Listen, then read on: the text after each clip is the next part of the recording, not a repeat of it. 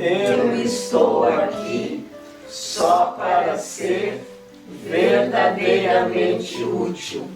Eu estou aqui para representar aquele que me enviou.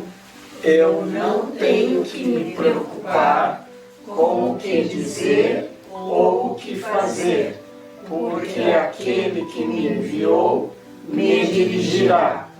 Eu estou contente em estar aonde quer que Ele deseje, sabendo que Ele vai comigo. Eu serei curada na medida em que eu permitir que Ele me ensine a curar.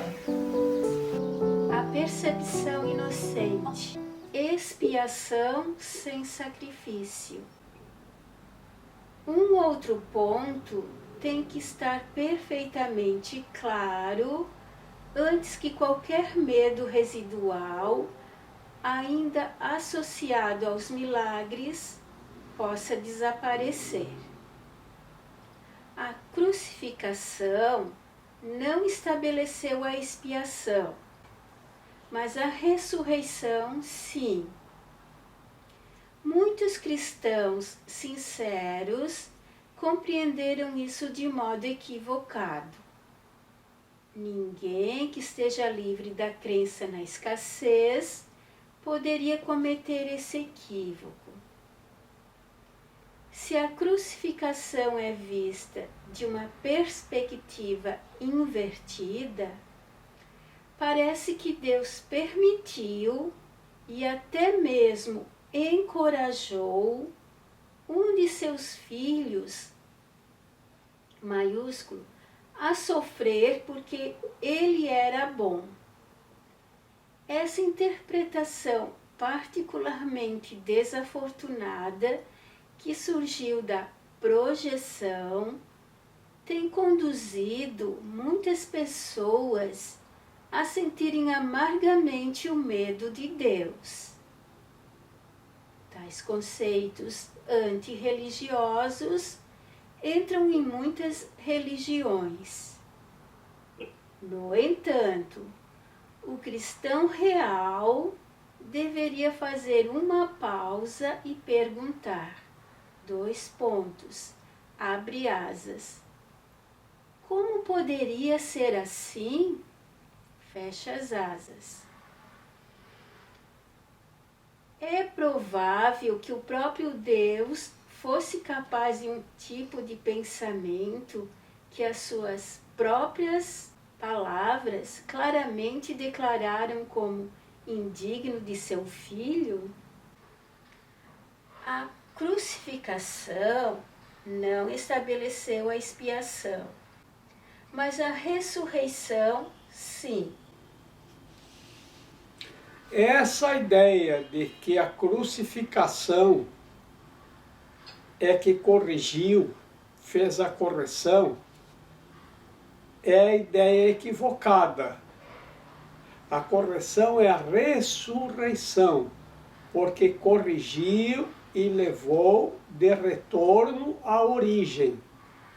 A crucificação não pode representar correção alguma, mas essa ideia da crucificação leva muitas pessoas a acreditarem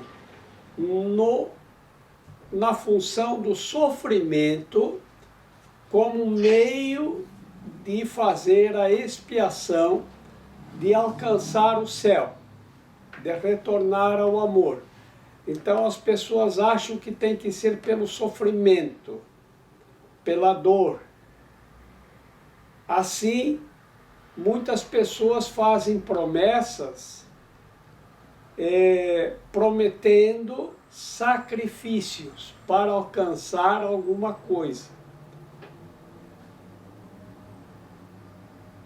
Tem pessoas que prometem que vão subir uma montanha até onde tem uma grutinha de joelhos, por exemplo. Isso não serve para nada, porque os santos, eles têm a mente sã, curada. E a ideia do sacrifício e da dor é uma ideia equivocada. Porque o que corrige é a expiação, e a expiação não tem dor, não tem sofrimento, não tem sacrifício. Pelo contrário, nos liberta da dor, do sofrimento e do sacrifício. Então, se eu estou devendo R$10 a você, isso fica trazendo sofrimento na minha mente. Eu não estou em paz. Poxa vida, eu tenho que pagar os R$10. É uma divisão na mente, é uma dívida que eu tenho.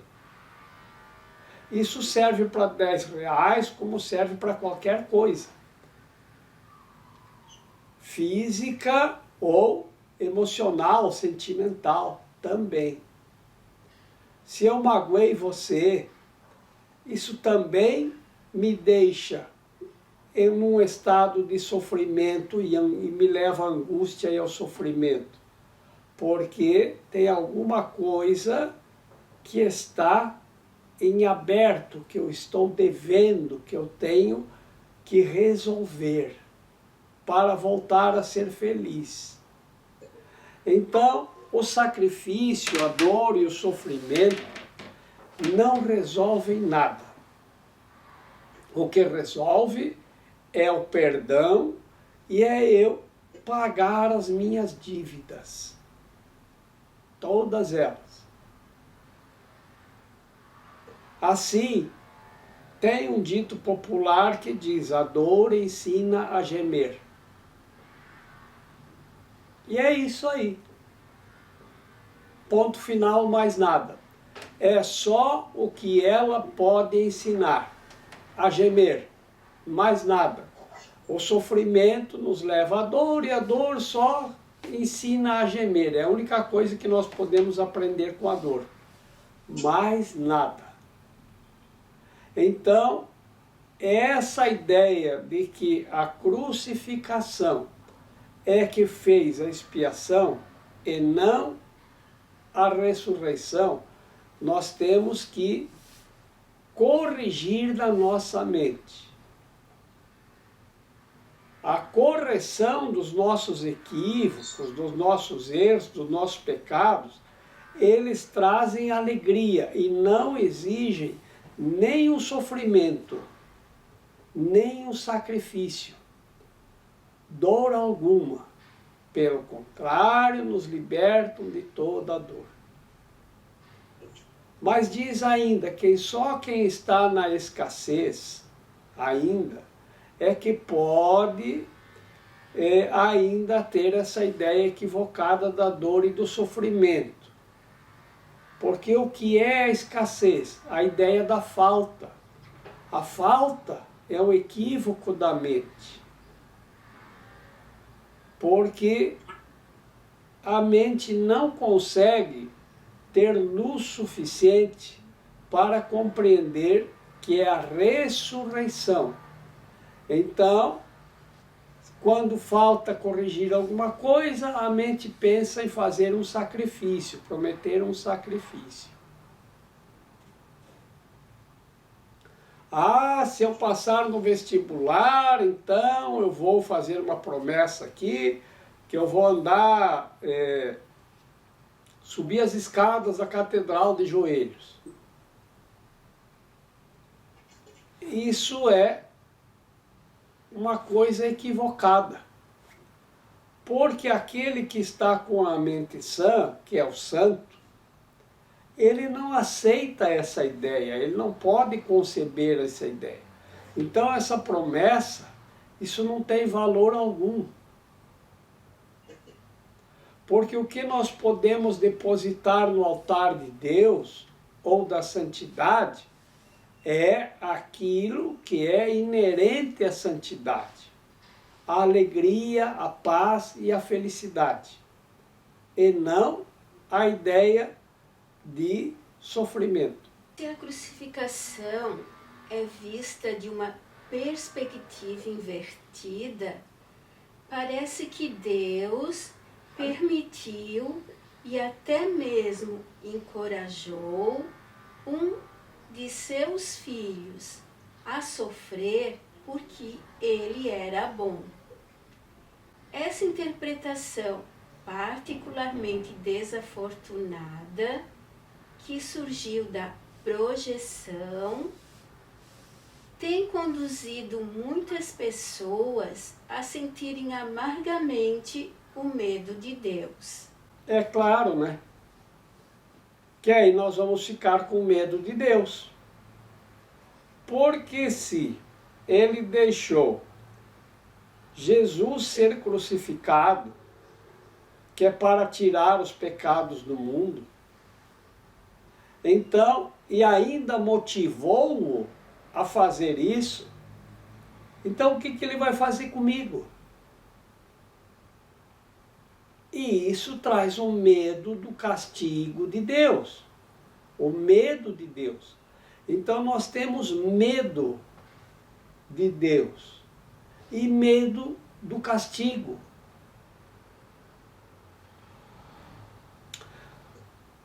Eu devia ter uns 7 ou 8 anos, era domingo à tarde, talvez 1h pouco da tarde, e já tínhamos almoçado e minha mãe tinha saído. Foi visitar uma amiga dela. Estávamos em casa, minha irmã e eu. E minha irmã disse, Jorge, te prepara, porque a mãe descobriu tudo. Ela já sabe de tudo. E eu, o quê? Ela, não sei, ela já sabe. Eu ia sair domingo à tarde para brincar com os amigos, jogar bola, sei lá o que fazer. Não fui, fiquei em casa. Lavei a calçada, que minha mãe pedia sempre para lavar a calçada ao redor da casa, molhei as plantas dela, porque ela pedia, Jorge, molha as plantas. Eu dizia, depois, e depois era nunca. Jorge, lava a calçada para a mãe. Depois, e depois é nunca, né?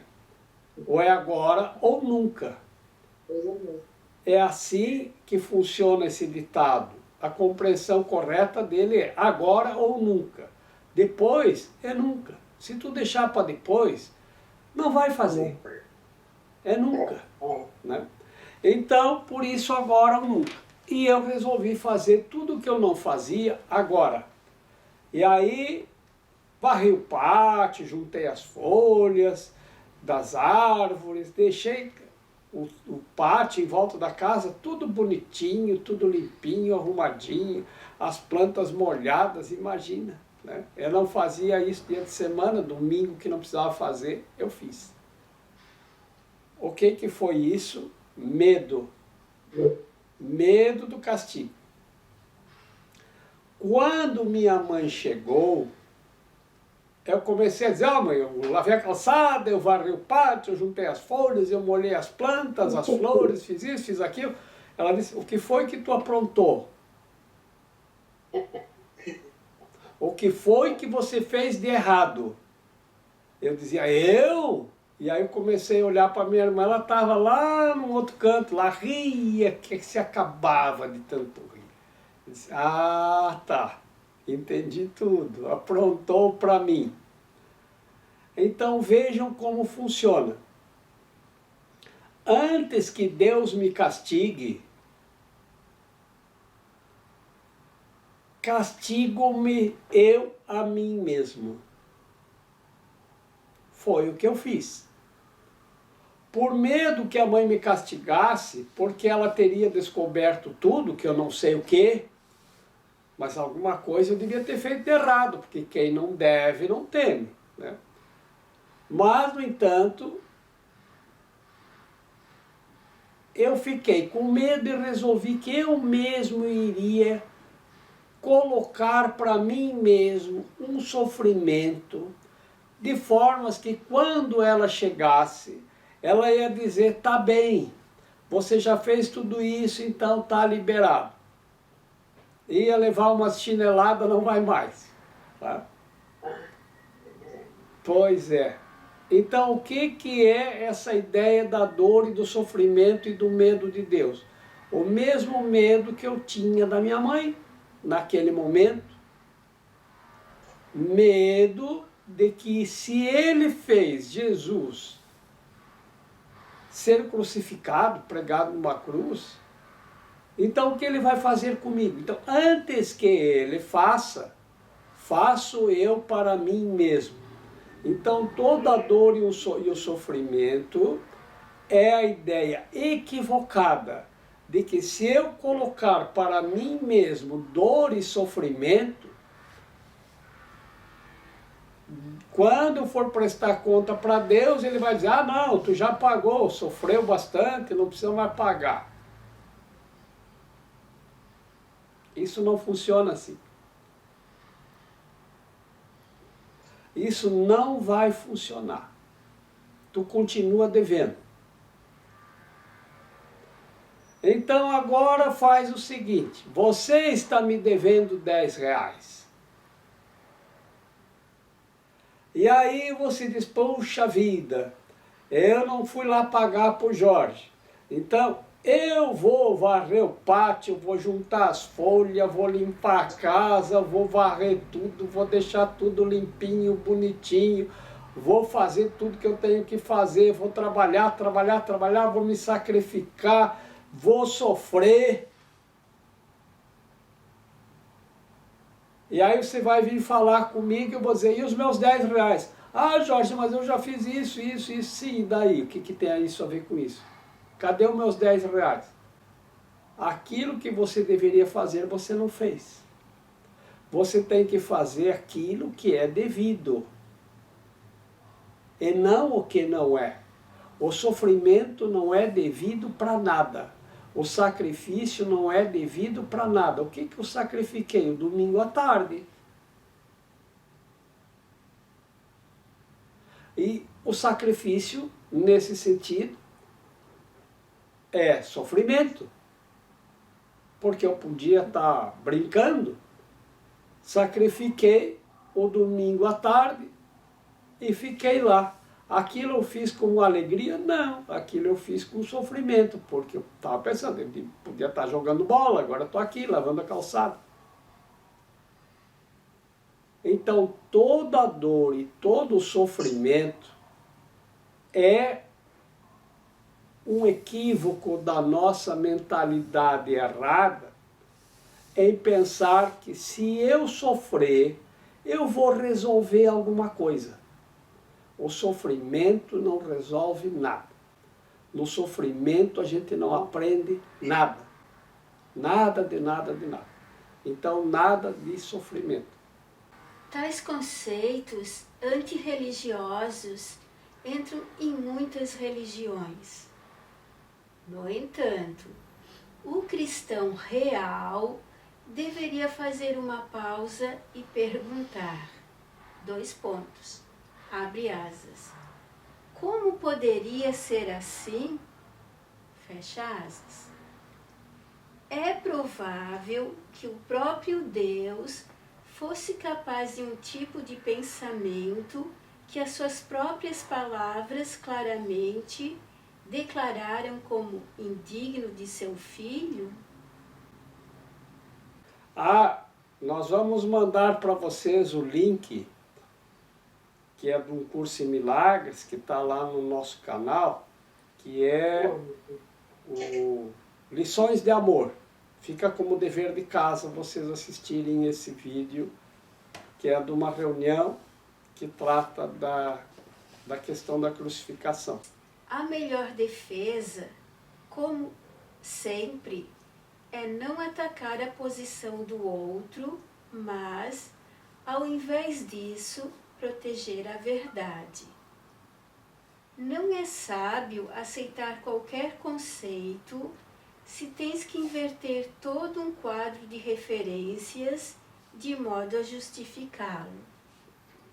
Esse procedimento é doloroso em aplicações de menor importância e genuinamente trágico em uma escala mais ampla.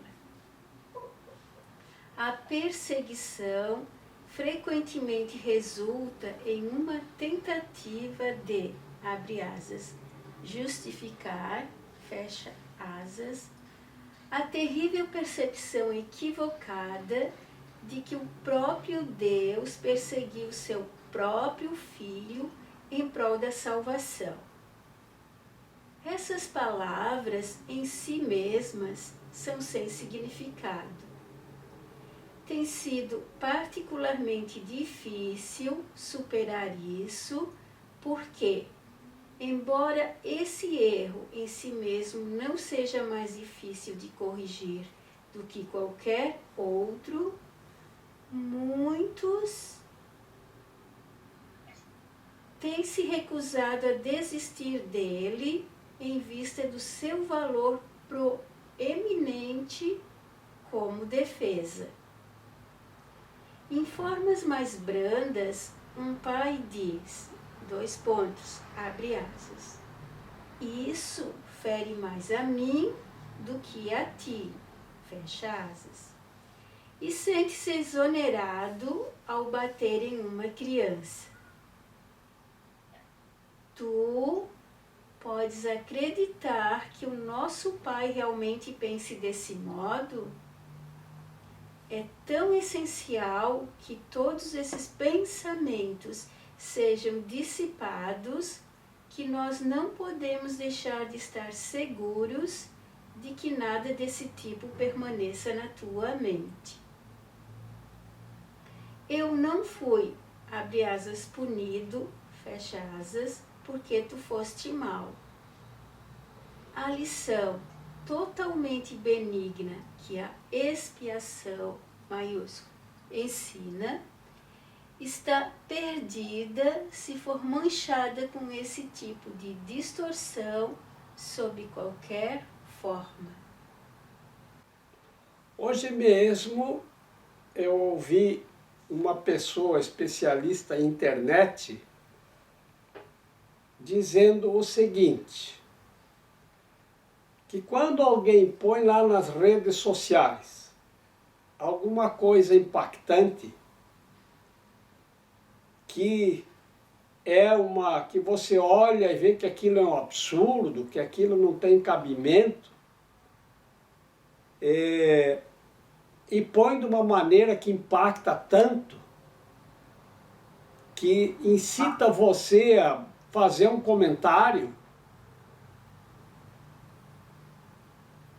Ele disse assim, se você fizer o comentário, o algoritmo ele vai verificar que está obtendo respostas. E se está obtendo respostas e discussões, é porque o assunto é importante. Então ele vai divulgar aquilo muito mais. Porque quanto mais a rede divulgar, mais ela atrai publicidade para aquele link, para aquele assunto, para aquela pessoa que faz esse trabalho de influenciar as outras, e mais dinheiro ganha a rede social, a plataforma. Então o que ele disse? Não se defenda, não diga nada, porque se você responder, se você disser, você vai fortalecer o outro, a mentira e o absurdo que o outro está dizendo.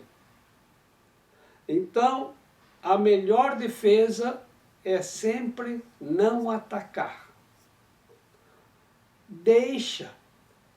Os chineses têm um provérbio que diz assim, se o outro está errando, deixa ele continuar errando. Porque se você interromper, aí você vai entrar no erro, vai entrar na discussão, vai entrar no conflito. Ele vai se dar conta do erro dele.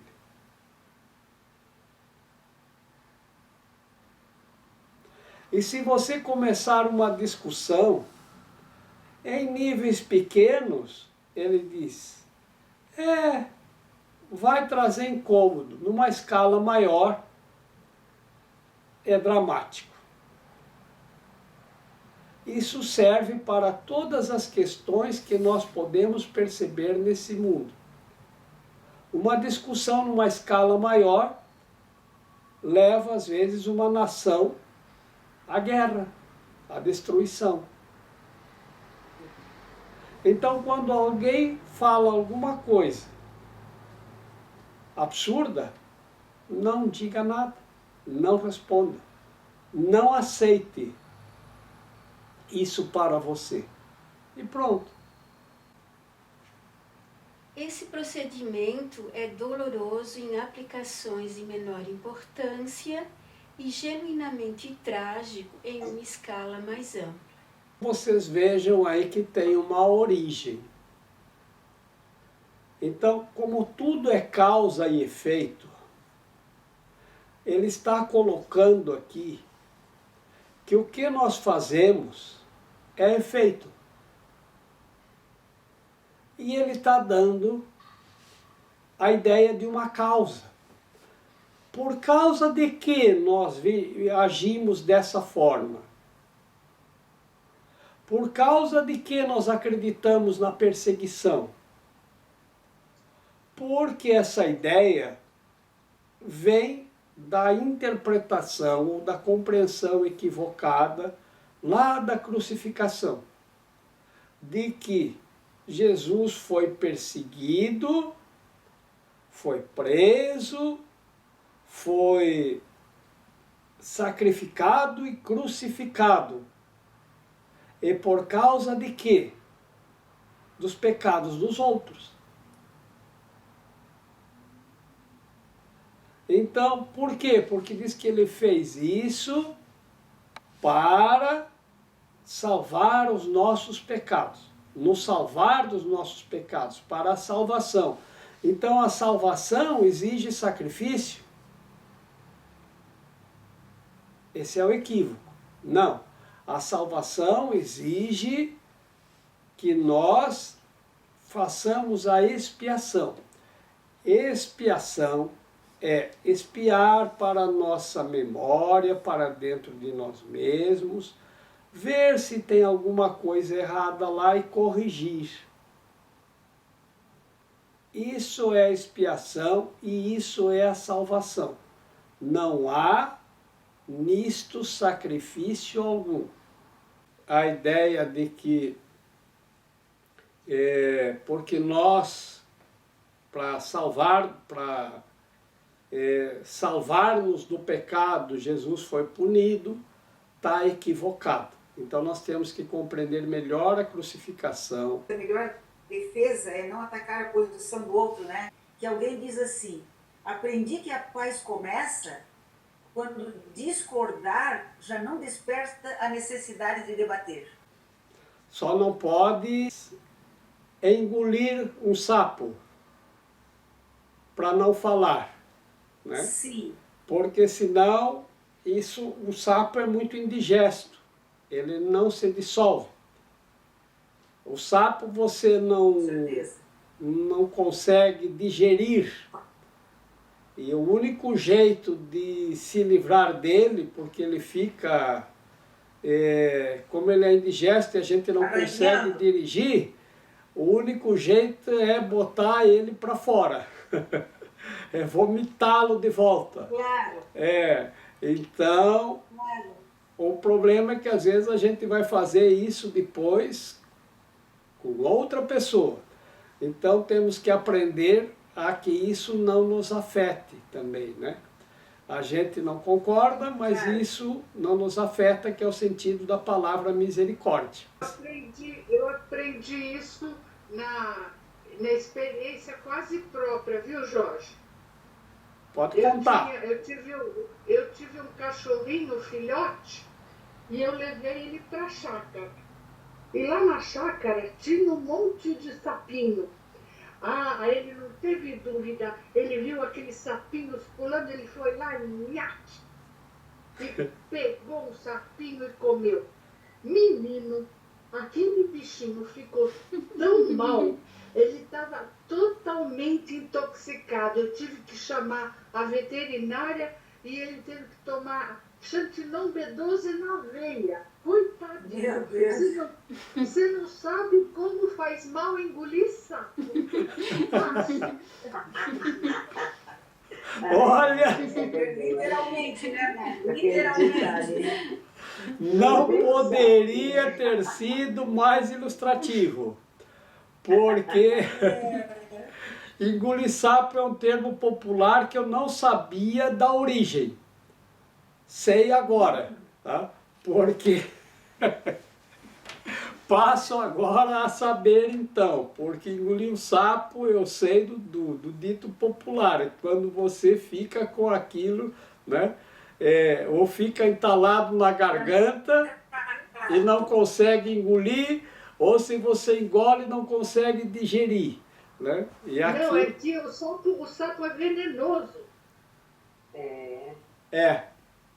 Então, o que temos que aprender nesse caso, também foi muito instrutivo, né? Não precisa debater, só também não pode engolir. Nem ficar com ele atravessado na garganta. Né? A gente diz, está atravessado aqui na garganta, né? Depois eu devia ter dito, eu devia ter falado, eu devia ter isso, eu devia ter aquilo. Isso também não resolve nada, só nos leva a um estado de sofrimento. Né? Gostei muito de saber que o dito popular tem um fundamento, que eu nunca tinha me pensado nisso, nesse fundamento. Agora eu sei melhor. Obrigado a vocês. A declaração: a mim pertence a vingança, diz o Senhor, é uma percepção equivocada através da qual a pessoa atribui seu próprio passado mal a Deus. O passado mal nada tem a ver com Deus. Ele não o criou e não o mantém. Deus não acredita em retribuir o mal com o mal. A sua mente não cria desse modo. Ele não guarda teus feitos maus contra ti. É provável que os guardasse contra mim? Certifica-te de que reconheces como essa suposição é completamente impossível e como surge inteiramente da projeção. Esse tipo de erro é responsável por um batalhão de erros relacionados a isso, incluindo a crença em que Deus rejeitou Adão e o forçou a deixar o jardim do Éden. É também por isso que, de tempos em tempos, podes acreditar que eu estou te dirigindo equivocadamente. Tenho feito todo o esforço para usar palavras que quase não têm possibilidade de serem distorcidas. Mas é sempre possível distorcer símbolos se tu o desejas. Mestre, a título de curiosidade foi Nietzsche, né, que falou que acerca de um Deus tirano que enviava seu filho, enviava seu filho para uma terra, para um lugar estranho, no meio de forasteiros, e estimulava ele a entregar a própria vida por essas pessoas. Não podia ser um Deus de amor, era um Deus tirano.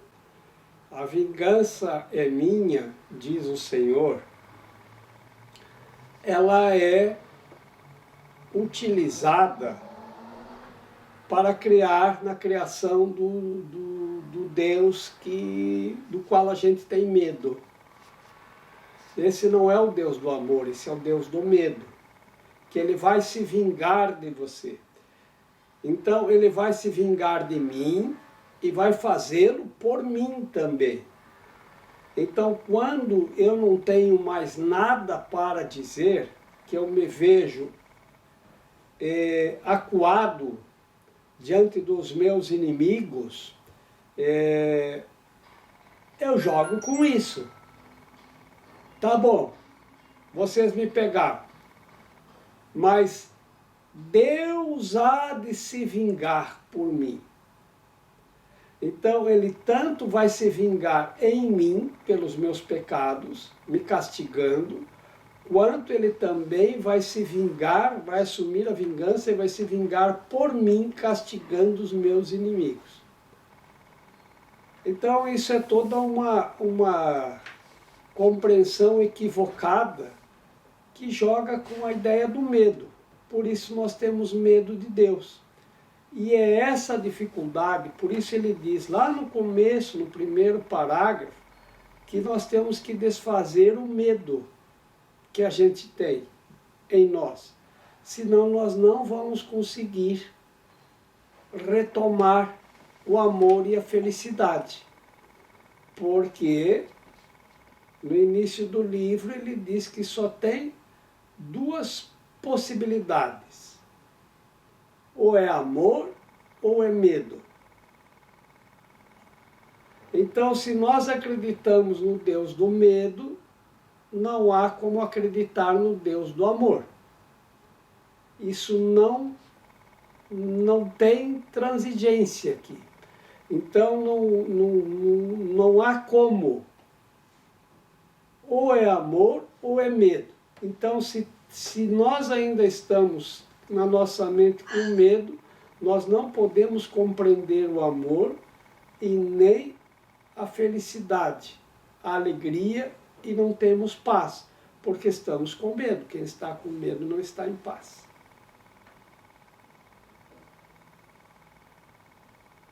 E isso gera um batalhão de outros erros. Por quê? Porque nós vamos fazer a projeção disso.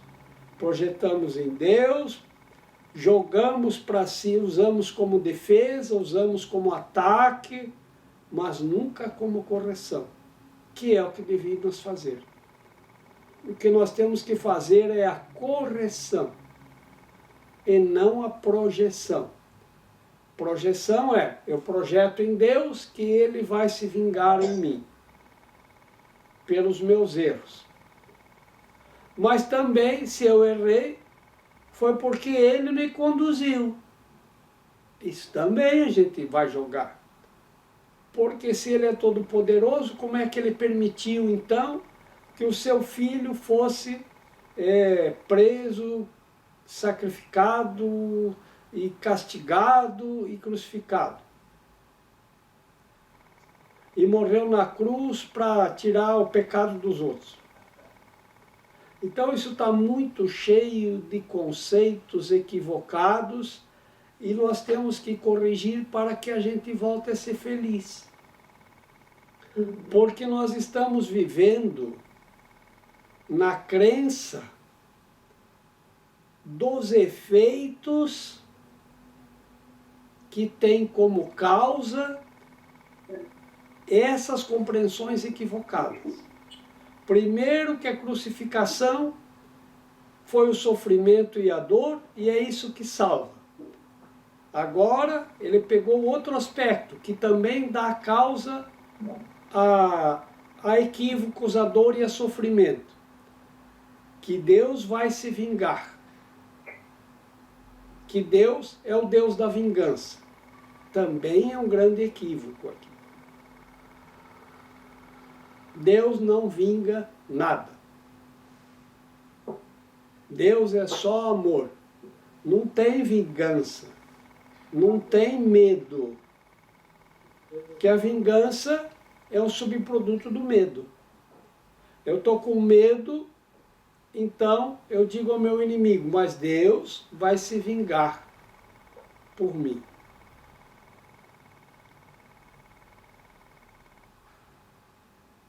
Isso denota medo. Certifica-te de que reconheces como essa suposição é completamente impossível e como surge inteiramente da projeção.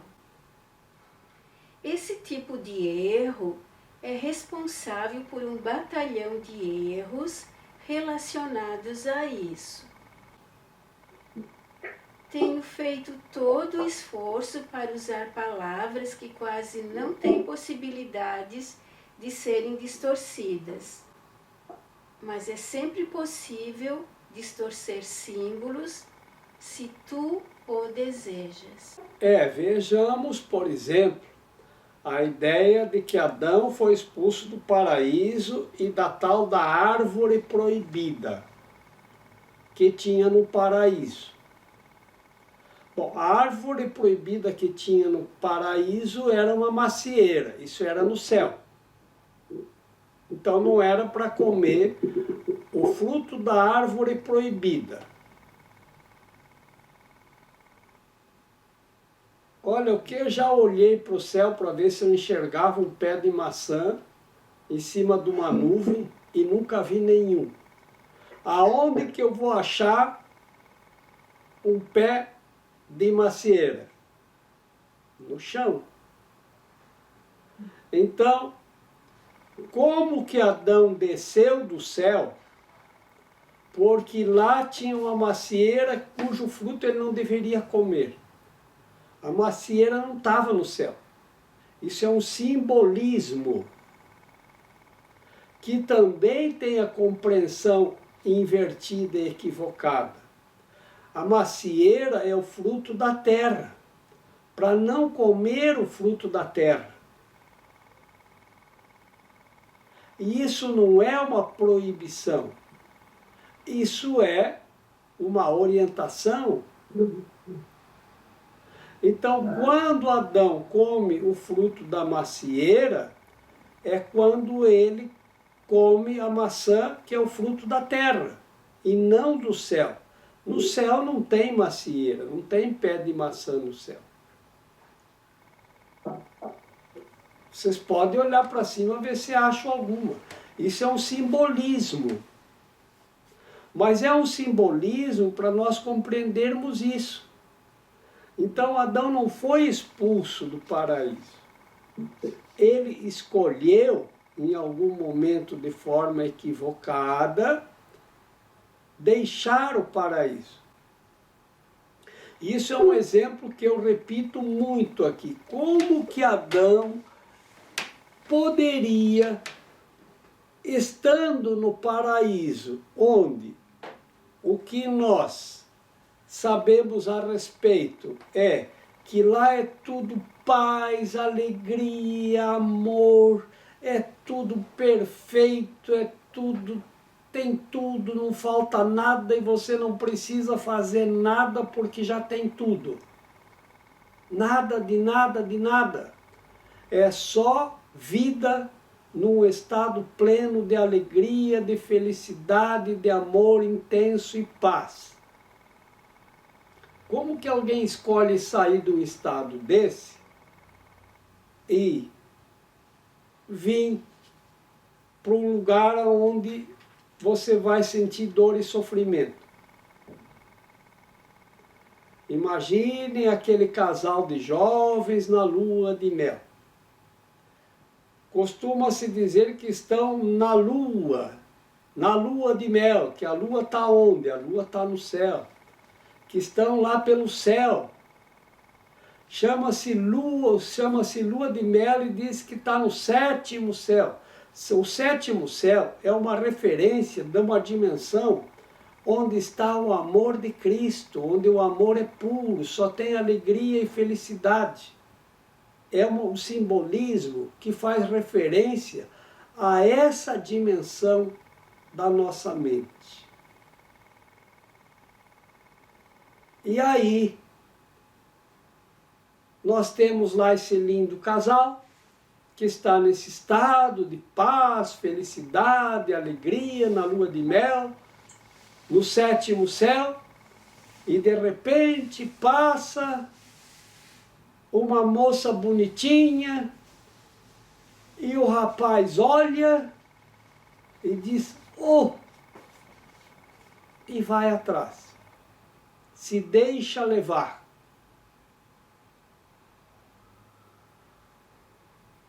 E aí vem a separação.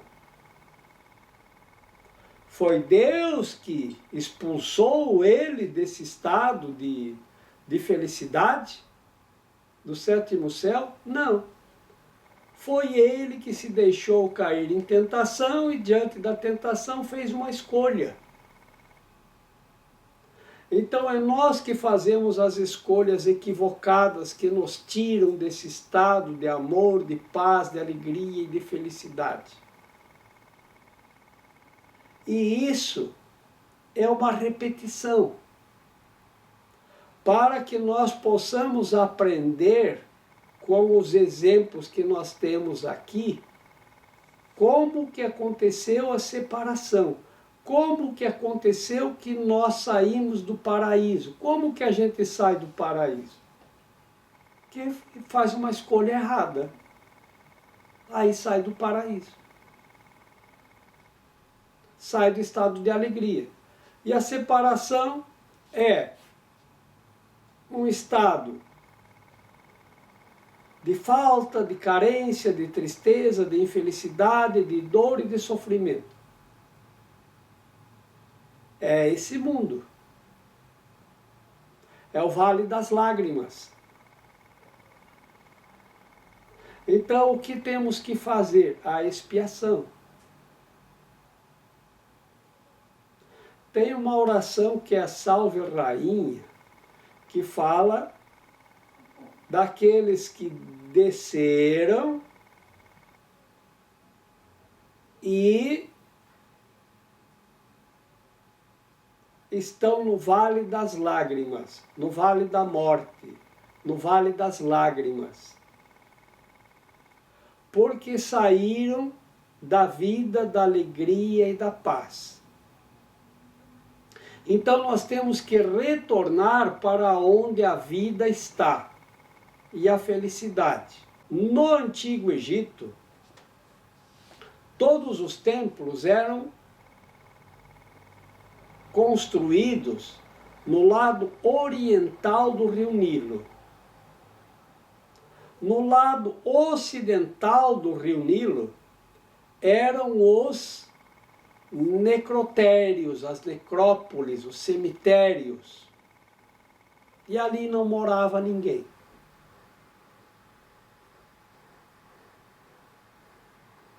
Ali era o vale da morte, o vale das lágrimas, da dor, do sofrimento, da perda.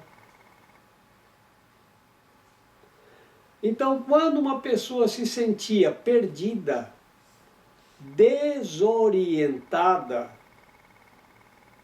o que se dizia é que ela precisava orientação.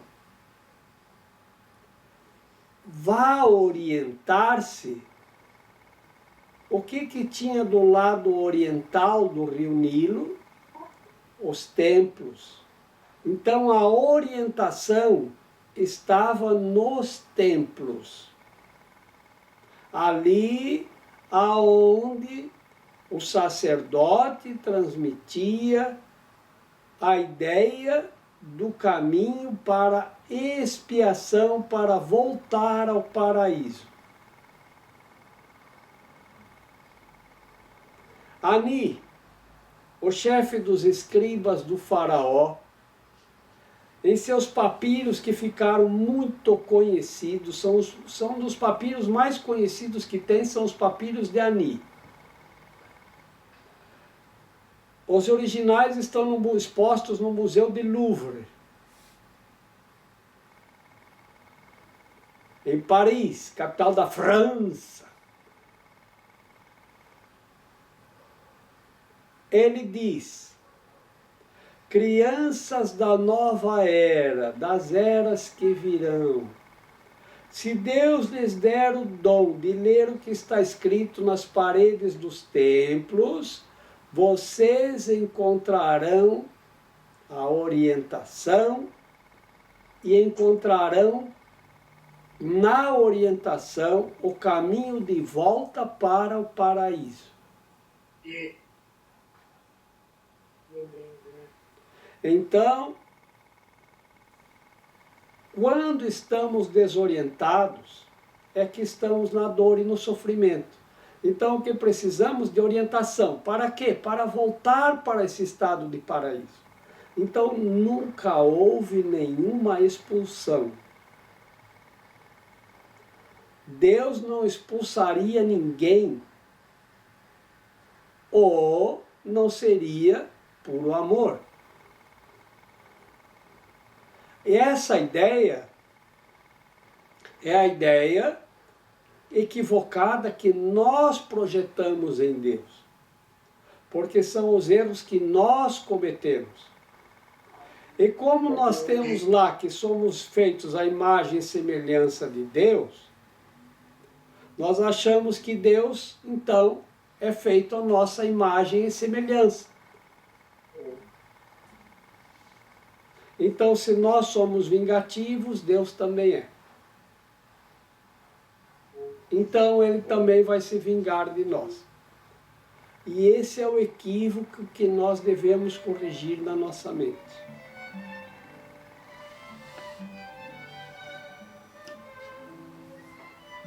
Vejam que interessante que está sendo essa abordagem, porque está mostrando as causas de como nós estamos acreditando em crenças equivocadas e por causa das quais nós estamos em sofrimento. Acreditamos que Deus expulsa a gente do paraíso, acreditamos que Deus vai se vingar, acreditamos que é através do sofrimento que nós vamos nos salvar dos nossos pecados.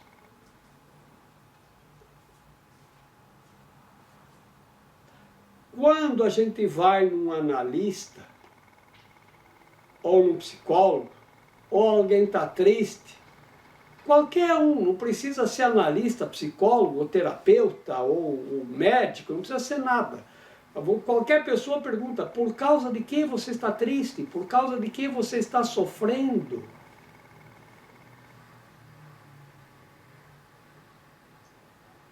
E agora, ele está nos mostrando as causas que geram um batalhão de outras causas, mas a origem pode estar ali. Se nós conseguirmos corrigir na nossa mente esse equívoco de que não é a crucificação e o sofrimento que nos salva, mas sim a expiação, que expiar é desfazer os erros e corrigir. Que Deus não é vingativo, que Ele não vai se vingar de nós, que Deus é puro amor, e que Deus não expulsou ninguém do paraíso, e não expulsa ninguém do paraíso. E que a gente sai do paraíso porque fez alguma escolha errada. Não tem castigo ou condenação porque fez uma escolha errada. Tem correção.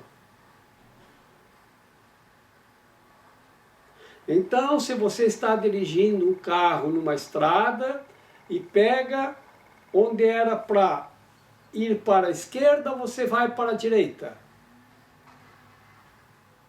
Você devia cambar para a esquerda e descamba para a direita, como se diz aqui na ilha, né? O que acontece? Você, quando se dá conta que descambou para o caminho errado, você volta e segue reto toda a vida, pega o caminho certo e continua no caminho certo, ou você para, acha lá alguma coisa e fica se autoflagelando e se castigando porque pegou o caminho errado. Isso vai resolver alguma coisa se você fez uma escolha errada? Ah, eu escolhi o caminho errado, agora eu vou ficar me batendo, me machucando, me ferindo, vou me crucificar. Isso serve para quê? Para nada. O que você tem que fazer? Retornar ao ponto de partida e escolher novamente o caminho certo. Ao ponto onde o erro aconteceu, desfaz o erro e volta para o caminho certo. É simples assim. Eu estou aqui só para ser verdadeiramente útil. Eu estou aqui para representar aquele que me enviou. Eu não tenho que me preocupar com o que dizer ou o que fazer, porque aquele que me enviou me dirigirá. Eu estou contente em estar aonde quer que Ele deseje, sabendo que Ele vai comigo. Eu serei curada na medida em que eu permitir que Ele me ensine a curar.